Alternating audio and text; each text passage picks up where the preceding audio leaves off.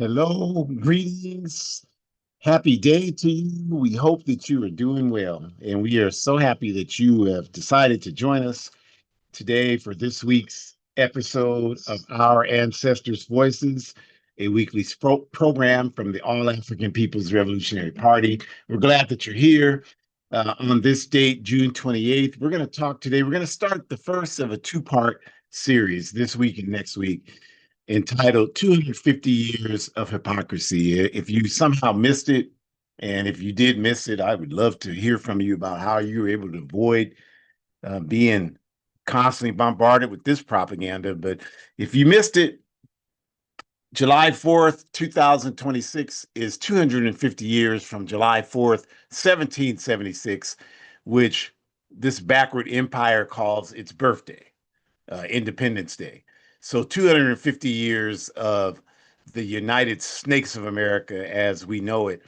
And the next 2 days, today and next week, we're going to talk about that from the standpoint of the hypocrisy of 250 years. They constantly talk about it as if this country's the citadel of freedom and democracy. And the only thing that this country is a citadel of is creating havoc, confusion, theft, and murder on the planet Earth, and creating dysfunction among all of the people that are under the auspices of its filthy tentacles. So we're going to talk about that. Today is going to be more focused on, just understanding the consistent hypocrisy that this country perpetuates. And then next week, we're going to focus in on the Constitution of the U.S. and break down the lies in the Constitution. Everyone's always referring in this country to the Constitution as if, it's a legal and binding document. And it's not worth the paper it's printed on, or as Kwame Ture calls it, it's toilet paper. So we're going to talk about that next week. Today, we're going to again talk about the general hypocrisy of this system and what it represents. So we want to thank you again for joining us. We do, as we always do, talk about hypocrisy. We acknowledge the indigenous people of the Western Hemisphere. I saw some filthy, miserable loser on social media, some European woman talking about white countries. Uh, it's dangerous in white countries, said no one. And the inference of that stupid statement is that wherever European countries are, or white countries are, where white people are, they're safe. And other parts of the world, they're not safe. And the first comment was a very appropriate comment. This person wrote, I'm sure the natives of the Western Hemisphere would disagree, and I'm sure that people in Africa would disagree. And then they went on and on. And then another person was on a podcast, and the European, it was an indigenous person, and the European told them, it's black and brown people that are violent. You don't see white people attacking black and brown people on the streets. And the indigenous person told them, well, you don't yeah, the level of violence that we have is just like on the street, a fist fight or a single shooting or something. You all don't, you're right. You don't do that to us. Instead, you invade entire countries and take them over, bomb the hell out of them, and kill hundreds of thousands of people. So this is what we mean when we say hypocrisy. And certainly the indigenous people of the Western Hemisphere are a clear and irrefutable example of that. And certainly our African ancestors are no less a clear and great example of that. The fact that we're here, the fact that I'm sitting here talking in English, living in the Western Hemisphere, is an irrefutable example of the contradiction of this society, that it promotes itself as a society of freedom and democracy. But yet, here I am sitting here because of the theft and murder that built up this empire. And the fact that they can call themselves democratic. There was another clip I saw with from about 30 years ago, and it was Mike Wallace talking to Minister Louis Farrakhan. And of course, yesterday, Minister Farrakhan's wife of over 50 years, Sister Khadija Farrakhan, made her physical transition. So we give respect in that manner. But in that interview from 30 years ago, Mike Wallace said that Nigeria was the most corrupt country in the world, and Farrakhan just lit into him and said, you know, you let us worry about our people. We'll work with our people. But he said the U.S. is in no position to call another country corrupt. That country at that time was 35 years old because they didn't get their independence until 1960, and the interview was in 1995. And he said, here it is, the America 200 plus years, and Nigeria, at least our people there have the right to vote, and we didn't even get that here until 50 years ago. He was saying that, and that's absolutely correct. So it's hypocrisy to say 250 years of freedom and democracy. So that's what our ancestors know this. They lived it, they experienced it. My parents experienced it. Shakur's grandparents on both sides experienced it. They know this. We talked to them. We understood that they knew this. We've talked to plenty of Africans who have lived through this trauma for the last couple of centuries. They've known this. They understand it. There's no confusion. And I think most people know it. It's just there are people who being able to promote this lie gives them the opportunity to create a brand where they can make some money, or some people just just it's that, or they just a lot of people haven't read a book since high school, and they're my age and they haven't read a book since high school, so they just don't have any clear, whatever they tell them on TV, they believe it. They don't have any way to analyze what's going on and come to their own conclusion. So that, of course, is why we're here. So we're glad that you're here to join us, and we just, as always, just introduce who we are in case you didn't know. Our Ancestors' Voices is sponsored each week by the All African People's Revolutionary Party, AAPRP. And the AAPRP, we're an action organization. We're engaged in organizing work, not mobilizing work. And what that means is that we believe and we are convinced that the solution for African people all over the world is Pan Africanism. And the APRP is a mass independent revolutionary political party that is fighting for Pan Africanism. And Pan Africanism defined is the total liberation and unification of Africa under one scientific socialist government. That is what Pan Africanism looks like. And we know that once we achieve Pan Africanism, that will address the problems we have all throughout the Americas, uh, throughout all of Africa, Europe, everywhere that African people are. And it'll also put us in a position to contribute to world peace and forward human progress. So that's what we're fighting for. And our work to achieve Pan Africanism, Kwame Nkrumah outlines in the book you see on your screen, The Handbook of Revolutionary Warfare. And in that book, Nkrumah calls for the unification of all of the revolutionary Pan Africanist formations on the ground throughout the African continent who agree with the definition of Pan Africanism being one unified socialist Africa. And this is the work that we have been engaged in since the writing of this book in 1968, the almost 60 years since it's been in publication. Our work has been, our founding came from this book, and our work has been to fulfill the contents of this book. And so what we do is we're on the ground all throughout Africa fighting to build up this All African Committee for Political Coordination that Nkrumah calls for in this book, which is the unity on the central committee level of all of these Pan-Africanist formations all throughout the African continent.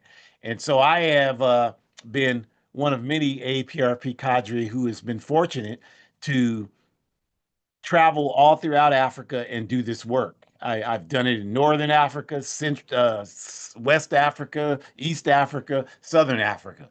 And so I know that the work is happening. It's not just an idea from a book. It's not just a hope and dream from a book. It's not just people bumping their gums in front of a liquor store. It's actual work on the ground that's taking place. And it is work that will bear the fruit that will bring us this foundational objective of Pan-Africanism. And this program is one of many programs we do. Our Ancestors' Voices is hosted each week by myself, Ajamu, and my biological, ideological daughter, Dr. Shakura Umi. So to get us started, 250 years of hypocrisy. I'll turn it over to Shakura. Thank you. Greetings, everyone. Hello, hello. So let's jump right into it.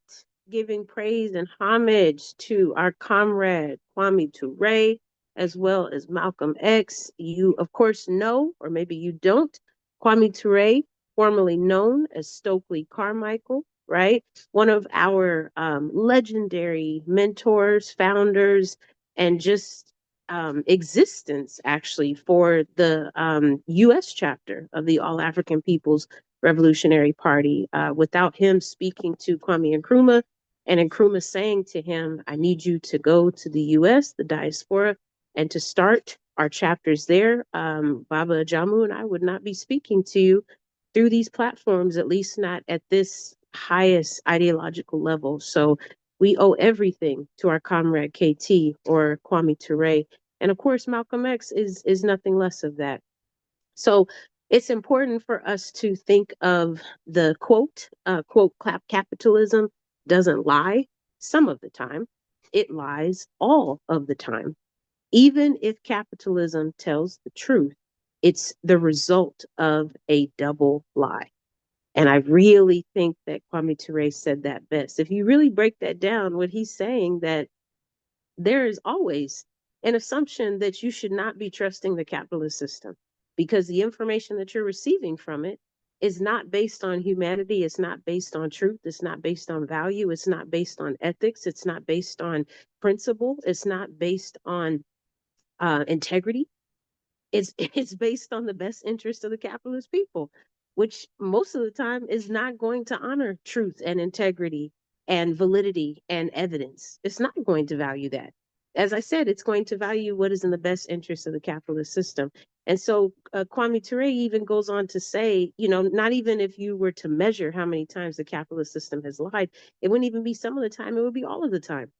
And in the event that you do receive the truth from capitalism, it's only because it's trying to cover up a double lie that it already told. I think that is so well said. So well said. And so we have to kind of think deeply about that.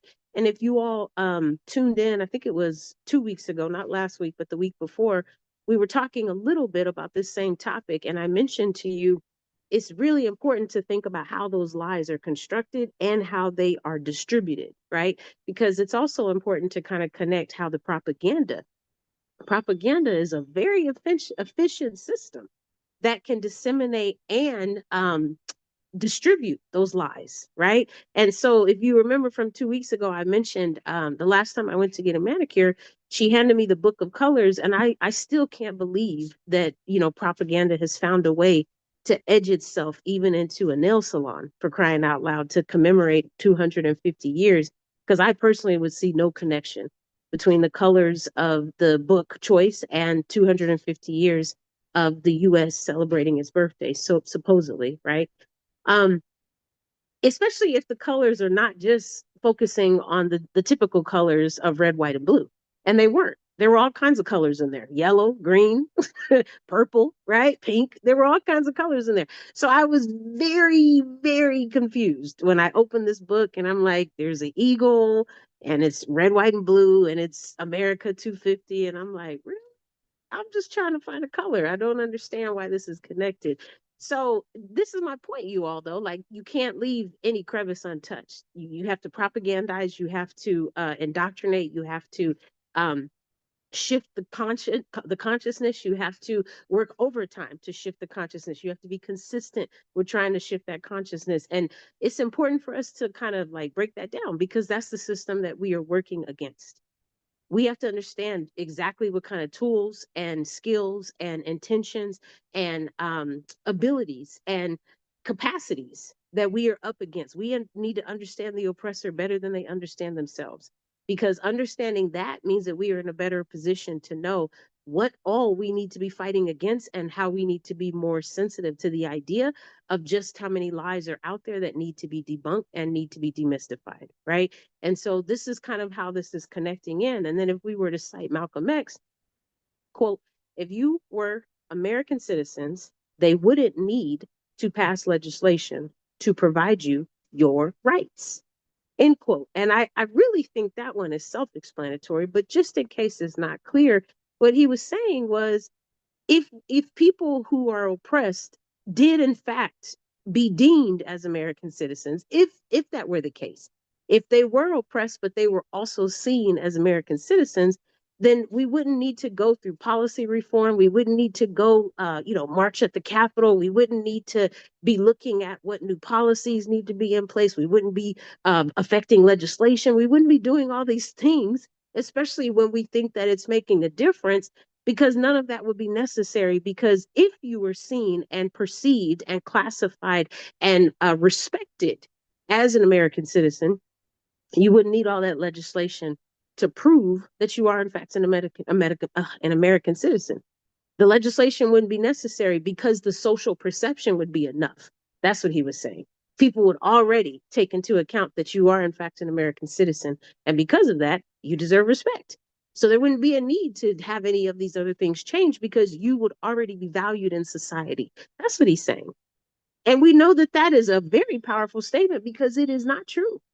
We often talk about, the perception of how we're navigating these spaces, whether it's under capitalism, whether it's because of white supremacy, if it's because of patriarchy, homophobia, ableism, classism. Like, these are all different ways that we know that people are not being valued, not being taken seriously. Islamophobia, xenophobia. We know that there's misogyny. We know that there is transphobia. Like, we can go on, you all. So Malcolm, very, very wise to say this, because any of those folks who are suffering from any of that systemic and institutionalized oppression are very much not in a position to be seen as American citizens, and therefore they're not to be seen as deserving of respect, as deserving of value, as deserving of the time of day to even walk this earth and to not be ridiculed with violence and destruction.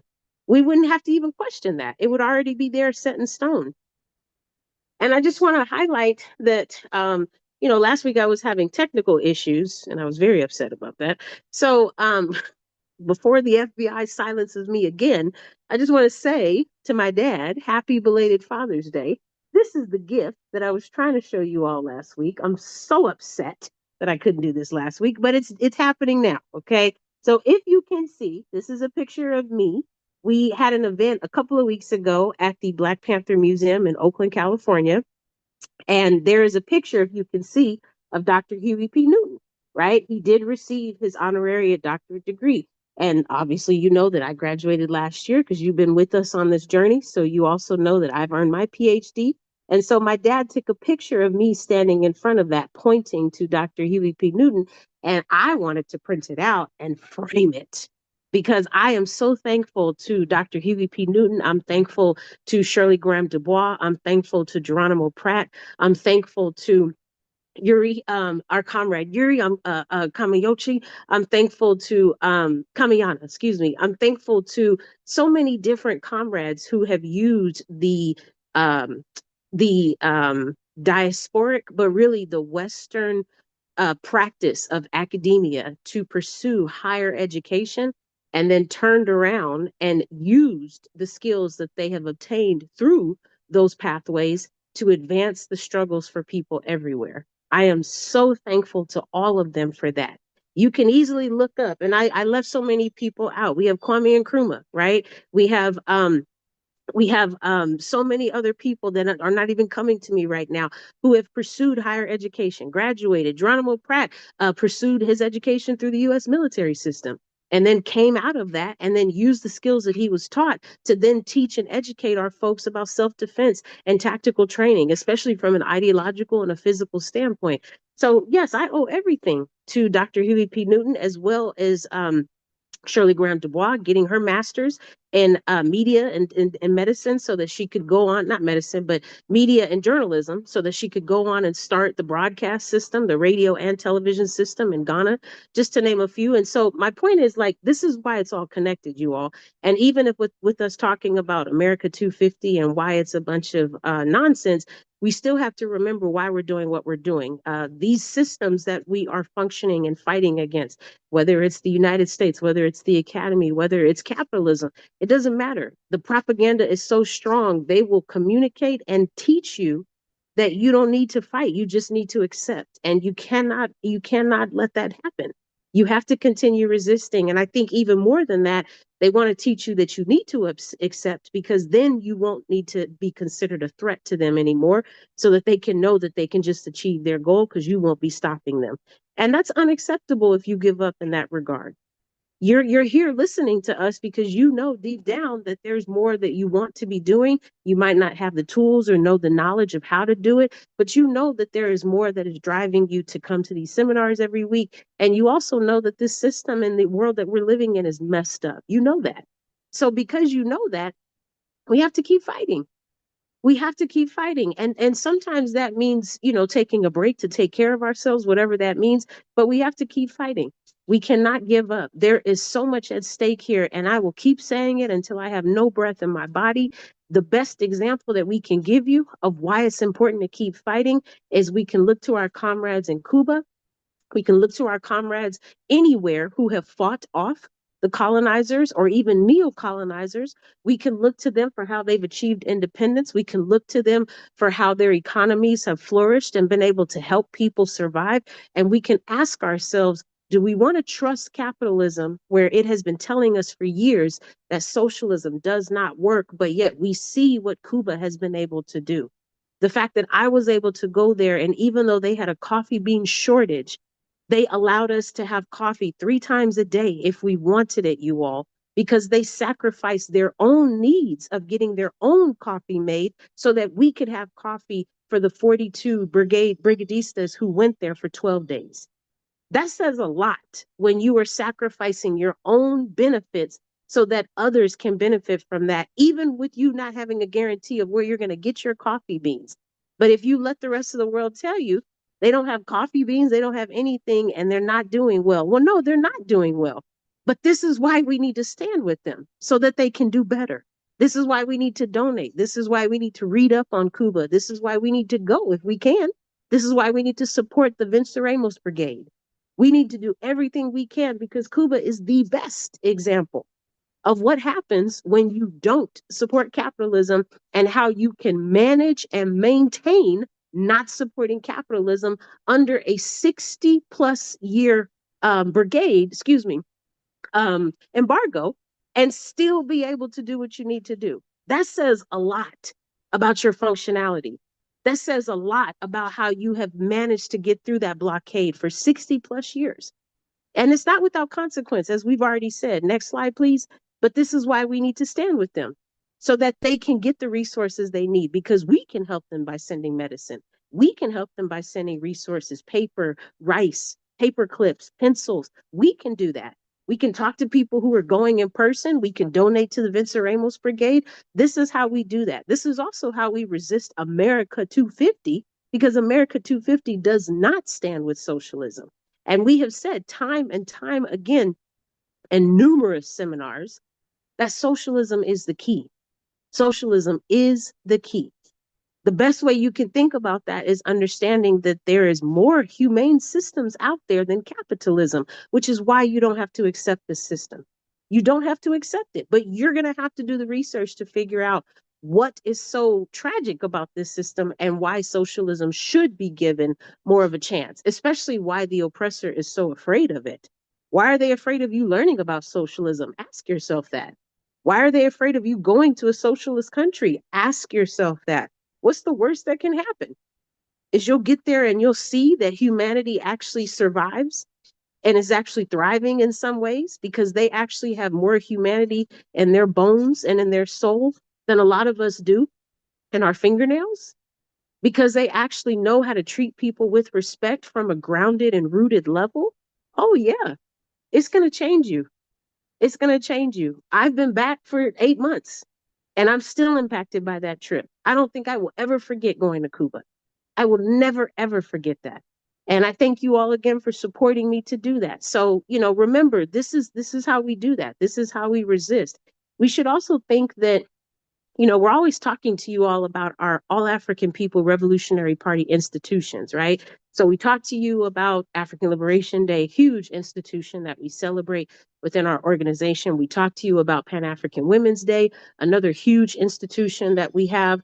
And just give a quick shout out, we have some in-person Pan-African Women's Day events coming up, and we also have the international broadcast that's coming up. So stay on the lookout for those that are coming up in the future. But those are really big institutions for us. If you're in the Oakland area, you might have heard about our International Women's Day event that we had earlier this year in March, right? And then we have a sanctions event that's coming up in October. I mean, we are doing these institutions, you all. Not to say that we don't even have other sub events that are happening even outside of that. So those are our institutions, right? Promoting Juneteenth, things like that. And we also are trying to be more aware of other institutions from our comrades so that we can support them on their journeys, whatever the institutions are for the Palestinian people, the institutions for the indigenous people. We've done seminars on Thanksgiving and things of that nature. So this is what that comes to look like, you all. And the best way you can think about it is if the US is promoting something because we know the US lies, that's probably not something that we want to promote, and vice versa. Like that's really the best way to think about it. It's pretty simple when you think about it like that. So if the US is telling you that you should be supporting July 4th, you should think deeply about that. Why? What's in it for you, and how has that helped your ancestors and your comrades and your family and friends? How has that helped you to celebrate that day? What has that gained you in your life as a person, as an individual, as a person of society, whatever that looks like, right? July 4th is one of the US capitalist institutions, right? It represents values, but what are the values? I would argue injustice is a huge one. I would argue injustice is a huge value under July 4th because what we're saying is the Constitution, which really can be easily used as toilet paper if you ask yourself, like, what's the purpose of it and what integrity does that document hold? None. So you might as well use it for some toilet paper, but you might even, risk clogging the toilet if you use it. So be careful if you do that. But, this toilet paper constitution, it wasn't even written with the segments, the larger segments, I would say, of the population in mind. It wasn't even written with people in mind who were going to benefit from that document. That was never the intention of that document. So it's strange when people say, and they talk today about what the forefathers intended, but they didn't intend it though. They didn't have you in mind. They didn't have me in mind. They didn't even have some people that look like them, but still have a lower class bracket in mind because they didn't make enough money to matter. So if none of us were in mind, then how was the document intended for us? How was the document written to keep us in the forefront of that? That doesn't make any sense. And this is why you have to like break things down and unpack things and think critically. This is why you have to do that. So the forefathers intended for you, if you are an African, to continue to be a slave. And I would argue, even if you're not an African, they would still want you to be without freedom if you are Palestinian. They would want you to be without land and without freedom if you are indigenous, and wiping out thousands and thousands of your people so that you can continue to fall in with the colonial rule of what a new indigenous person is supposed to represent in today's day and age, right? Continuing the colonial rule of Britain over Ireland. That's by design. That's what the forefathers intended so that they could continue to be in charge. They want to make sure that Europe and Israel and the US have all the power ever. That's what imperialism is. And so, kind of thinking more on a connected level of that, we can think about just how these entities have been able to do that, you all. They have found other countries that they wanted to control. They have taken over their resources. They've completely obliterated their military so that these countries weren't able to fight back. And then they've completely tainted their economic systems. And so this is like what imperialism is looking like and how it's connected to America 250 and what that means for the United States, what that means for all of the processes of how these institutions have come about, and what this big institution next week is supposed to truly represent. But again, like we would argue, it's rooted in evil. We would argue it's rooted not in a space of joy and of humanity, and of course not, because that's not what the U.S. stands for. I will close with this quote that I am roughly paraphrasing. Baba Ajamu has it hanging over his computer in his room, and it's by Kwame Ture. And he basically says, if you want to have, if you are thinking of navigating with people and you have humility and respect and, integrity, that's fine. But The problem is you can't do that when the person you're up against has none of those values themselves. And then he goes on to say in the quote, that would be like you holding integrity with the United States, but the United States doesn't have a conscience. It doesn't have a consciousness. So you're holding integrity and humility and empathy and all of these things with a system that is never, ever going to see you on that regard. They're going to see you for a savage that you are, and they're going to go for your jugular. Meanwhile, you're trying to show them empathy and kindness and respect and egalitarianism and humanity, and none of that is going to work. You have to figure out, like, do you have a consciousness? And if you do, then maybe I can try to talk to you.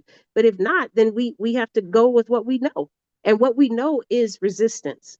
Because the United States has never had a consciousness when it stole any of our lands. It never had a consciousness when it stole actual people from the lands. It never had a consciousness when it killed people or violated them sexually. It never had a consciousness when it colonized people and stole all of their education and language and culture and resources, values, beliefs, morals, obligations.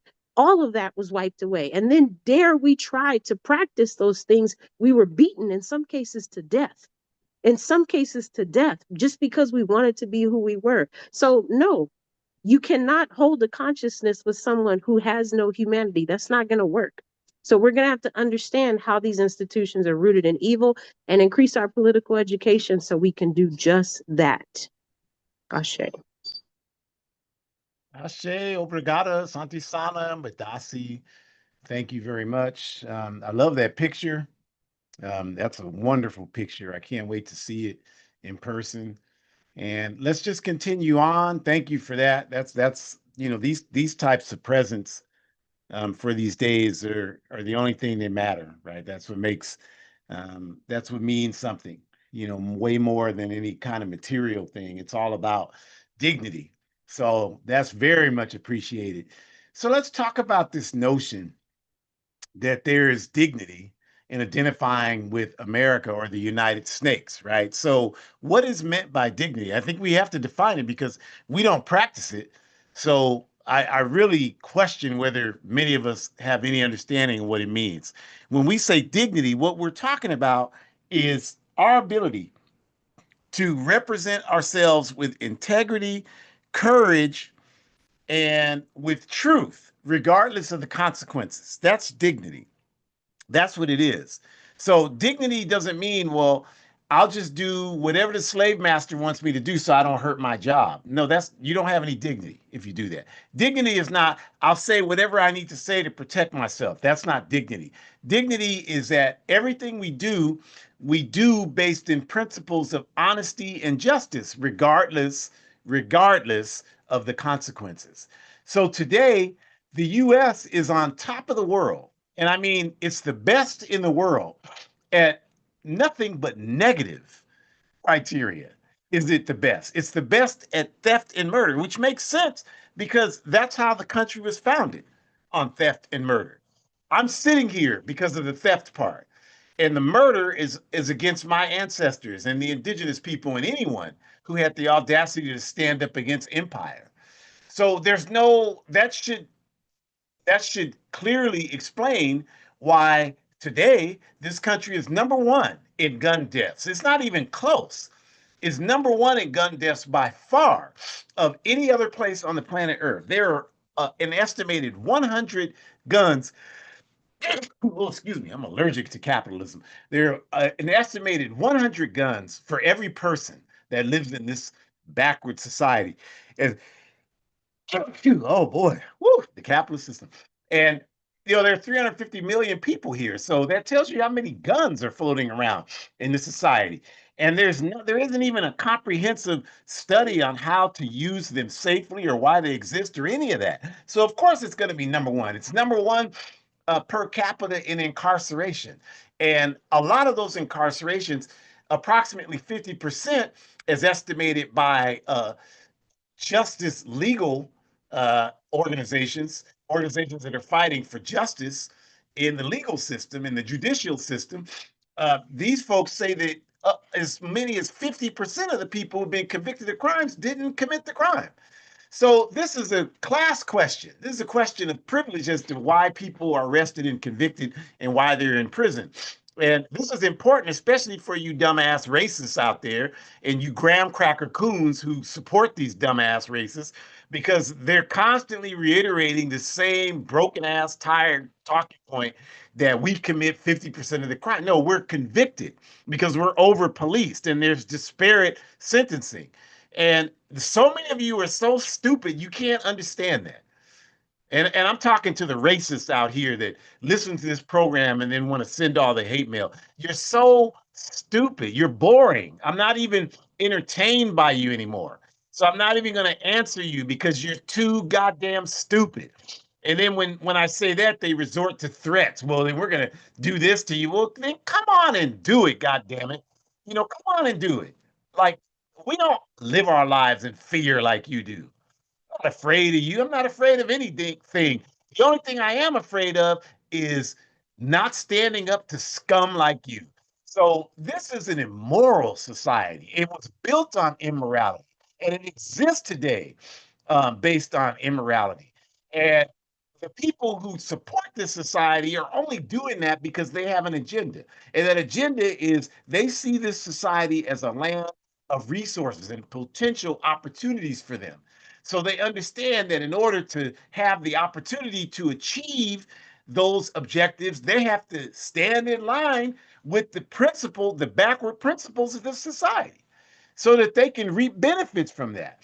And on various levels, continued oppression depends upon acceptance of these values. So here you have these people like these so-called foundational Black Americans, and I've struggled with a number of them. There are some of them who they legitimately, I don't agree. We certainly disagree with them, but they have they are legitimately sincere in their position, in that they have this position that African people in the US have a unique experience. They have no evidence of that. They can't prove that. When I talk to them, and they don't know anything about our people's experience outside of the US. So I don't know how you could adopt a position like that when you haven't even done the study to be able to make a comparative analysis. And I'm talking about the good ones. I'm talking about the ones that are sincere in their analysis. But a lot of them are not sincere. A lot of them are just hoes for a payday. So they've clung to this African American or Black American or whatever the hell it is, and they're using that around this question of reparations. They're willing to sell out to the slave master for some money. And so that's what it's all about to a lot of these people. Again, not all of them, but a lot of them, that's what this is about. And so these are the type of people who provide an assist to the US capitalist system because they're justifying it, and they're doing it in as a method of where they're willingly or unwillingly betraying the sacrifices of our people. And so that's why we say again that any acceptance of this country's principles and what this country represents is a betrayal to humanity. Any adoption of American in your identity, whether you're African American, Mexican American, Arab American, white American, it doesn't matter. Martian American, dumbass American, whatever it is, any acceptance of American in your identity is the equivalence of accepting white supremacy, accepting oppression. When you call yourself an American, you are consciously or subconsciously accepting and justifying and normalizing the oppression of millions of people. And that's where the hypocrisy comes in. Because this country is only wealthy because it's the greatest thief in human history. Everything this country has, they've gotten from stealing from the planet. I mentioned at the beginning, the man was talking about black people are violent and brown people are violent, and the indigenous brothers said, well, white people they're not necessarily going to rob an individual on the streets. They'll rob a whole country. They'll steal all the resources. This is it right here. Like you're accessing the internet right now. I don't care what kind of dumbass position you may have. I'm talking to the racists and the graham cracker coons that support them. You wouldn't even be able to have internet if it wasn't for theft from Africa. So everything this backward society has, it has through theft and murder. I mean, look what happened after World War II, how the U.S. crafted neo-colonialism in Africa as African countries began to get their independence. This was the movement that influenced the U.S. civil rights movement, quiet as that's kept. So this is what happened. And so their strategy to ensure that real independence in Africa would never happen was to craft the narrative of neocolonialism, where they put Negroes in positions of power and they were able to set up these Negroes so that they serve the interests of the colonizing nations, of the capitalist countries, and not the interests of the masses of people in the African country that had gained its quote unquote independence. And that's so important to understand because this is still the case today. Neocolonialism is dominant all throughout Africa. And many of us, we don't have the lens to detect neocolonialism. So we see someone like Ado in Ghana or Ramaphosa in Azania or what you call South Africa, and all the others, the one in Rwanda, Kagame, and we look at these people and they look like us. And so, oh, yeah, this is why we always say individual representation in the capitalist system is not the equivalent of progress. Individual representation within the capitalist system is not the equivalent of progress. The only way to evaluate progress is what is the condition of the masses of the people. So we cannot take Kagame, we cannot take Ramaphosa, we cannot take Otto, we cannot take Barack Obama and equate that to collective progress on behalf of the African masses, because clearly only a fool would try to argue that we have had collective progress. So this is neocolonialism. These are the faces of neocolonialism. All those people represent the interests of international capital. You cannot even make a logical argument that they represent the interests of African people more than they do international capital. You can't make that to me. I'll shut you down in seconds if you try to make that argument. You can't do it because it's not real. It's not based in reality. So 250 years of elevating capital above people and punishing any and everyone who stands against it through the methods that they use in this backward cesspool: voter suppression, political repression, killing opponents, mindless propaganda, mass incarceration, mindless propaganda masquerading as curriculum in the school systems. This is how they do it. And yet they can, because of their success with perpetuating this backwardness, they can stand here today without even flinching and say, well, this is a free and democratic country. And most of us do not have the ammunition to effectively refute that. So we say nothing. And by saying nothing, we unconsciously go along with their agenda. And that's what they depend on. That's why it's so important to stand up and speak out. And if you don't have the information to speak out, then get it. Join an organization that has a political education process, like the All African People's Revolutionary Party. And if you don't want to join us, join another organization that has the same thing, or start one and create it, and we'll help you create it. But that's the only way that we can combat this backwardness. We can't do it by thinking that just if you vote in the right cracker, graham cracker, that's going to solve anything. We've been doing that for the last 60 plus years. And what do we have to show for it? Even when you do that and there's an electoral gain, a year or two later, they come along and erase it. And so we keep doing this back and forth thing. We're talking about voter suppression in 2026. They passed the um, 13th and 14th Amendment of the U.S. Constitution in the 1700s. They were supposed to initiate the process of giving us the right to vote, and it didn't do it. And that's why they had to pass the Voting Rights Act from our pressure against them. Otherwise, that wouldn't have happened in 1965. And then that didn't do it. Now in 2026, we're still talking about our ability to vote. We're still talking about this for the last 300 years.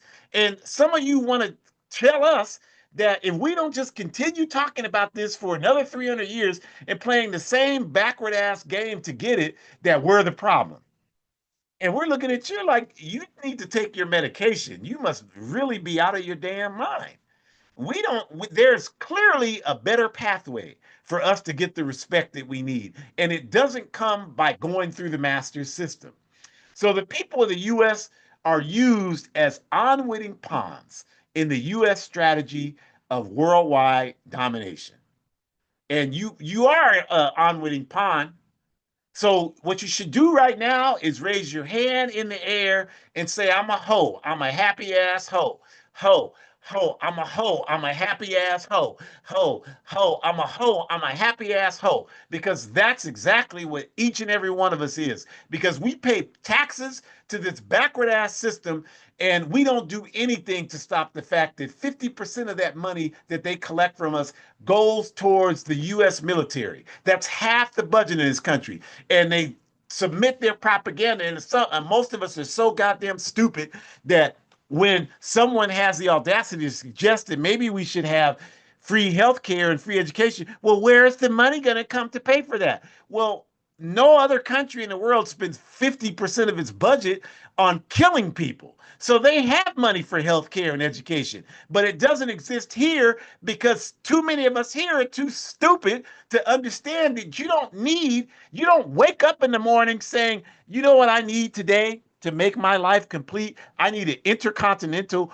ballistic missile. I need a neutron bomb. I need these types of things. You never in your life wake up saying you need those things, but they have convinced you to work against your own interests. So you sit up there to, well, we don't have the money to pay for education. I'll oppose free, no educate, no college tuition because we don't have the money. No, because your money is tied up in bombing Iran, bombing Yemen, bombing the Palestinian people by giving welfare to the Zionist state of Israel, providing welfare to the backward forces in Rwanda who are bombing the hell out of the Congo, bombing Sudan, giving your tax dollars to U.S. police forces to oppress and exploit African people and indigenous people all over this country.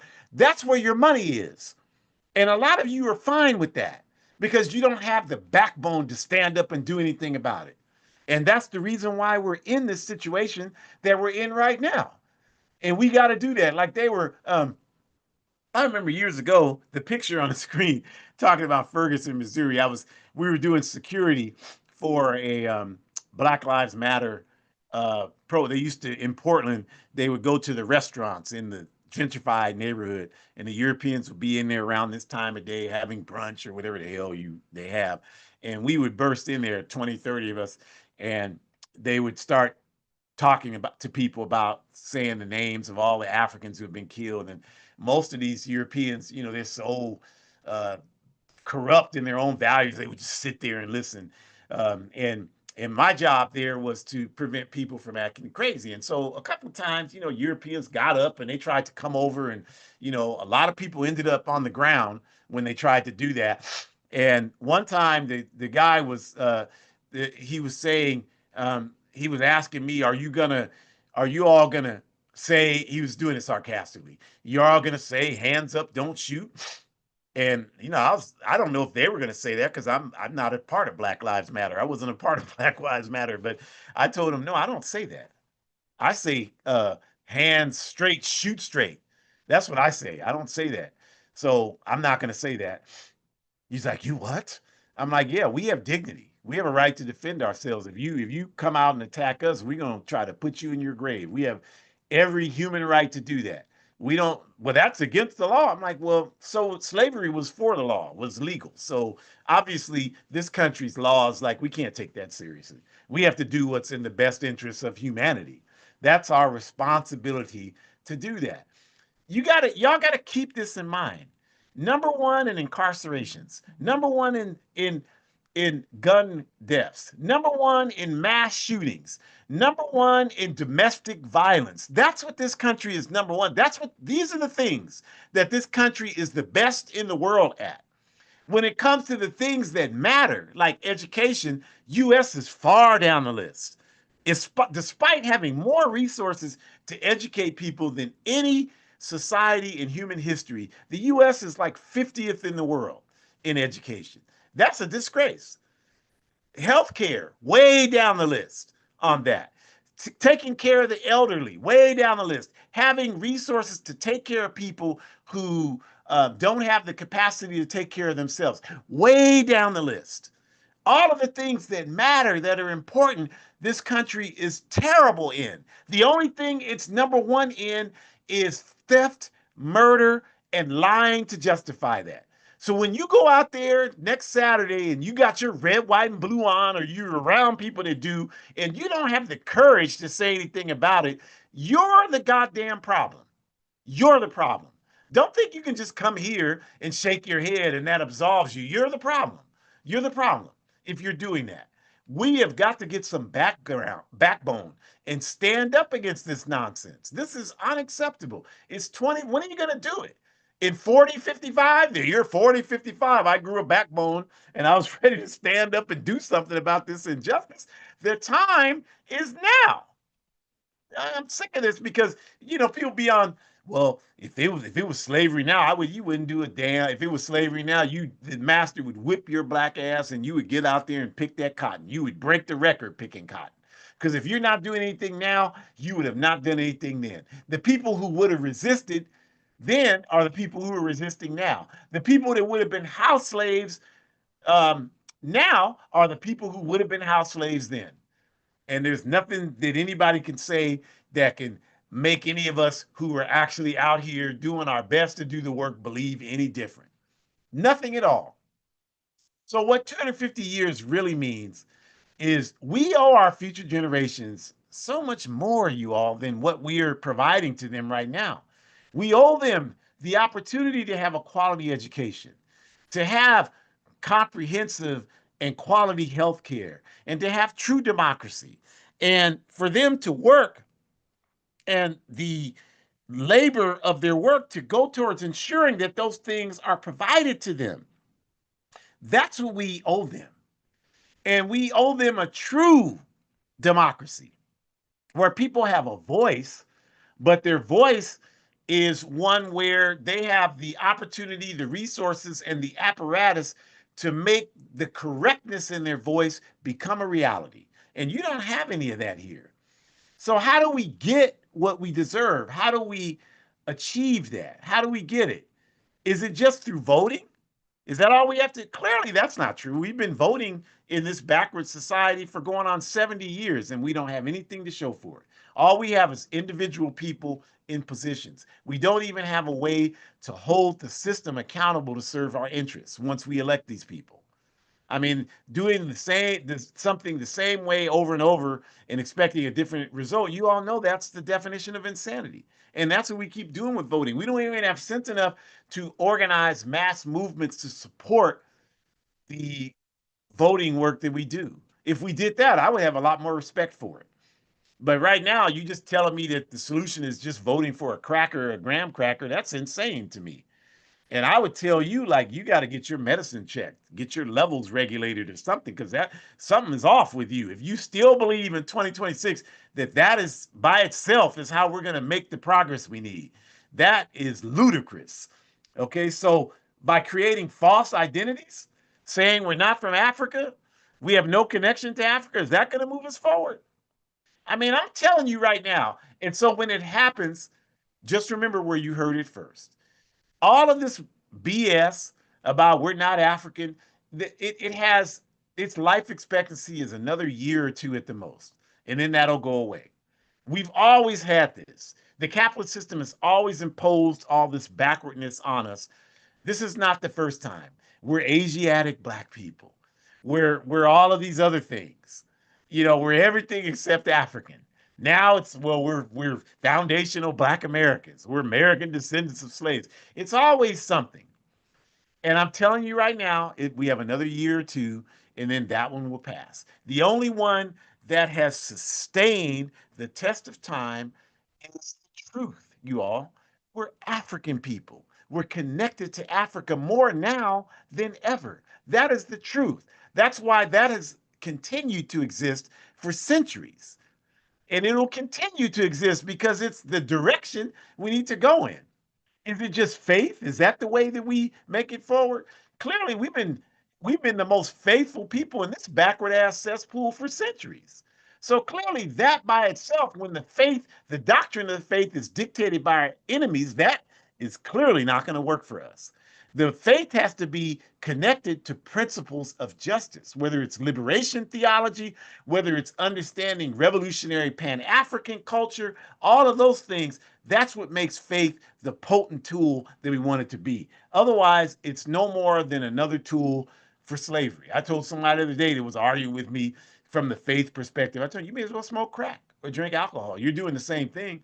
It just doesn't have the same social stigma. It should, but it doesn't, because all you're doing is getting high to avoid the problem. So that's clearly not it. Organization, yes, that's the answer, you all. That's how we get where we need to be. We've got to have everybody engaged in some level of consistent practice to fight for forward progress. We will never make forward progress with only a small, minute of us willing to make any type of sacrifice. And I don't know who it is in 2026 that still doesn't understand that. So I have to believe that if you're still resisting that, it's because you don't want collective advancement. You just want individual advancement. And if that's the case, you're just the enemy. And we need to deal with you the way we deal with all our enemies. We need to organize and run you out the way, because we will get what we need, and we will start by denouncing these backward institutions that exist, like the 4th of July, the 4th of July, solely to keep us tethered to the forces that oppress our lives. So we thank you for joining us. We ask you to join us next week. We're going to have part 2 of this, July 5th. Same time, same platforms. We're going to talk about dismantling the hypocrisy of the U.S. Constitution. Everybody always talks about the Constitution. Nobody's read it. So we're going to break down some key elements, focusing on key elements of it, like the First Amendment, the Second Amendment, the 13th and 14th Amendment, the 19th Amendment. That's what we're going to talk about next week. So we're going to dismantle it. So join us so we can do that. The QR code in the upper left-hand corner, the red and white one, you can find out about AAPRP programs. Go to the Forward Ever shop and buy clothing to support our revolutionary Pan-African work. Hood Communist blog is there, so you want to access that.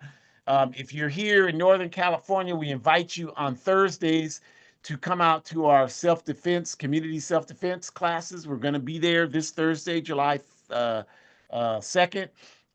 The address is 2775 Cottage Way, like cottage cheese, Cottage Way, Unit 15, 2775 Cottage Way here in Sacramento, California, 6 to 8 p.m. Come on through. It's a great experience.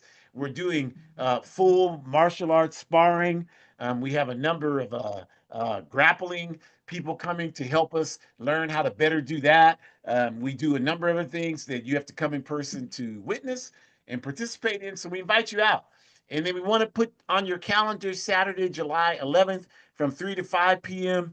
at the Oat Stop Center at 1721 Broadway in Oakland. 1721 Broadway in Oakland, July 11th from 3 to 5 p.m.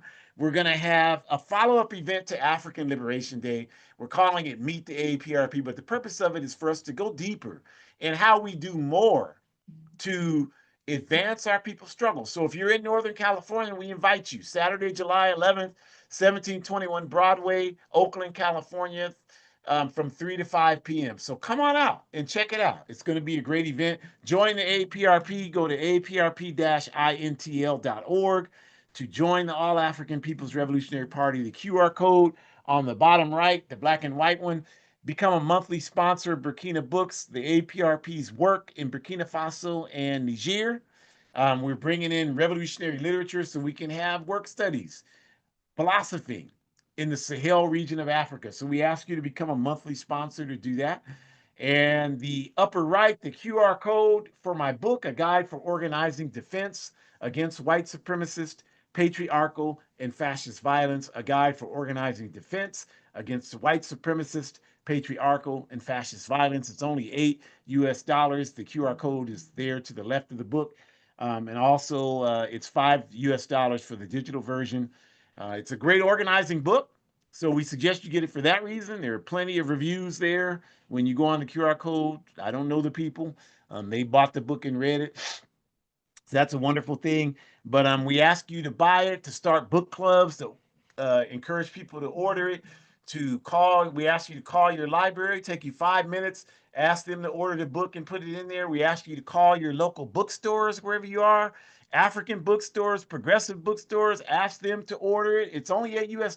They can sell it for 10, 11, $12 and make a decent have a decent margin on there, but it will help us get the book out, and 100% of the proceeds for the book go towards the anti-fascist work that we do. I just got a call yesterday. There's anti-ICE work that's needed in this area. That's how I pay for that, is through the sale of this book. So help us do that, please. Help us build, become a part of the solution. Don't just stay a part of the problem. Forward ever, backwards never. Enjoy the rest of your day.